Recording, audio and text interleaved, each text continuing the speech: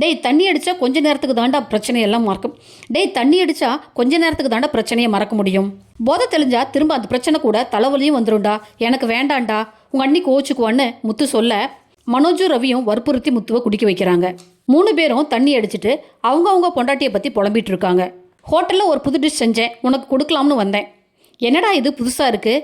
இல்லைடா, உன்னை நான் தப்பாக புரிஞ்சு திட்டிட்டேன். மனசுக்கே ரொம்ப கில்ட்டியாக இருக்குது. விடுடா, அப்பாவுக்கு அப்புறம் நீ தான் என்னை புரிஞ்சுக்கிட்டேன்னு நினச்சேன்.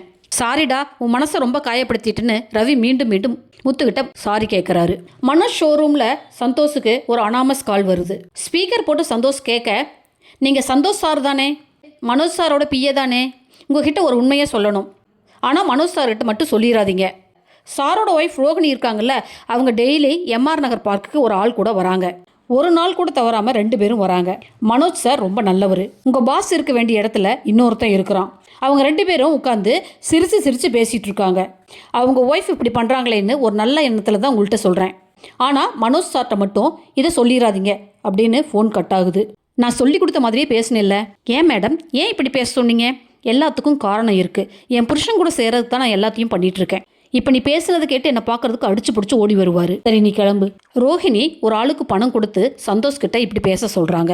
ஏன்னா மனோஜை பற்றி ரோஹிணிக்கு நல்லாவே தெரியும். ஆனால் இதை கேட்ட மனோஜ் ரோஹிணி இப்படிப்பட்ட ஆள் இல்லையேன்னு யோசிக்கிறாரு. சார், நீங்கள் நேர்லேயே போய் பார்த்துருங்கன்னு ஜீவா சொல்ல, நீங்கள் தான் அவங்கள டைவர்ஸ் பண்ண போகிறீங்க. அவங்க யார்கிட்ட பேசினா என்ன, பேசலைன்னா என்ன, விடுங்க ப்ரோன்னு சந்தோஷ் சொல்கிறாரு. இல்லை சந்தோஷ், நம்ம 2 பேரும் பார்க்கில் என்ன நடக்குதுன்னு போய் பார்த்துட்டு வரலான்னு கிளம்புறாங்க. மீனா அவங்க அம்மா சந்திரா வீட்டுக்கு வராங்க. அங்கே மீனாவோட தங்க சீதா கையில் கட்டோட கண்ணில் நீரோட உட்காந்துருக்காங்க. மீனா பதறி போய் என்னாச்சு சீதான்னு கேட்க அழறாங்க. ஓகே ஃப்ரெண்ட்ஸ், என் சேனலை லைக் பண்ணுங்கள், ஷேர் பண்ணுங்கள், சப்ஸ்கிரைப் பண்ணுங்கள். தேங்க்யூ.